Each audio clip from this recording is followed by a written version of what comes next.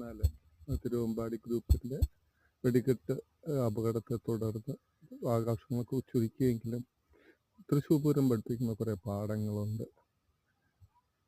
തിരുവമ്പാടിക്കാരുടെ ആളുകളാണ് മരിച്ചതെങ്കിൽ കുറച്ച് വർഷം മുമ്പ് പാറമേക്കാവുകാരുടെ ഇവർ കുറേ ഐതിഹ്യ കഥകളൊക്കെ വരുത്തി ഭഗവതിമാർ അങ്ങോട്ടും ഇങ്ങോട്ടും ക്ഷണിക്കുന്നു വിളിക്കുന്നെല്ലാം പറഞ്ഞ് ഒക്കെ ഒരു ഇതെല്ലാം നടത്തി ഒരു ആദ്യത്തെ വെടിക്കെട്ട് വൈകിട്ടാണെങ്കിൽ പിന്നത്തെ വലിയ വെടിക്കെട്ട് വെളുപ്പിന് 3 മണി വരെ. അപ്പം ഈ ഇന്നസെൻ്റ് കഥകളെന്നും പറഞ്ഞ് ഇന്നസെൻ്റ് പറഞ്ഞ ചില കഥകളുണ്ട്.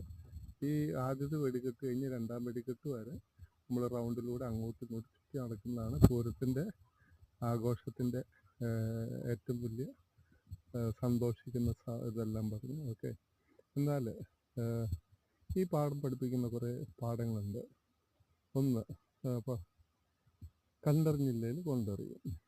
ഓക്കെ, നമ്മളുടെ ആഘോഷങ്ങളിൽ കുറേ കാര്യങ്ങൾ ഭഗവാൻ മുകളിലിരിക്കുന്ന ആൾ പഠിപ്പിക്കുന്നെങ്കിൽ അത് നമ്മൾ കൊണ്ടറിയാൻ നിൽക്കാതെ കണ്ടറിഞ്ഞ് നമ്മൾ പെരുമാറേണ്ടതായിട്ടുണ്ട്. ഓക്കെ, ആദ്യത്തെ പാഠം എന്ന് വെച്ച് കഴിഞ്ഞാൽ വെടിക്കെട്ടില്ലാത്ത പൂരം. ഇപ്പം ഒളിമ്പിക്സിലും മറ്റും വെടിമരുന്ന് ഉപയോഗിക്കാതെ പലരും വെടിക്കെട്ടുകൾ നടത്തി ഒരു കുറവില്ലാതെ അതിൻ്റെ പരിപുഷ്ടിയിൽ നടത്താൻ പറ്റിയപ്പം വെടിക്കെട്ട് നിറച്ച് ഇതുകളെല്ലാം നിറച്ച് അതിപ്പം ഒരു ലിമിറ്റഡ് അല്ലാത്ത എമൗണ്ടുകളെല്ലാം സൂക്ഷിച്ച് അങ്ങനെ ചെയ്ത് ഓക്കെ അങ്ങനെ സൂചിപ്പിക്കുന്നത്. ഇപ്പം മനുഷ്യരുടെ പാരയിൽ ഇപ്പോൾ 2 വർഷം മുമ്പ് വെളുപ്പിന് 7 മണിക്കാണ് വെടിക്കെട്ട് പൊട്ടിയത്. അതാർക്കും കണ്ട് ആസ്വദിക്കാൻ പറ്റാതെ. അപ്പം ഇതെല്ലാം പഠിപ്പിക്കുന്ന വലിയൊരു പാഠം വെടിക്കെട്ട് മരുന്നില്ലാത്ത വെടിക്കെട്ട്. രണ്ടാമത്തെ പാഠം ആളുകളില്ലാത്ത ഉത്സവങ്ങൾ, പെരുന്നാളുകൾ.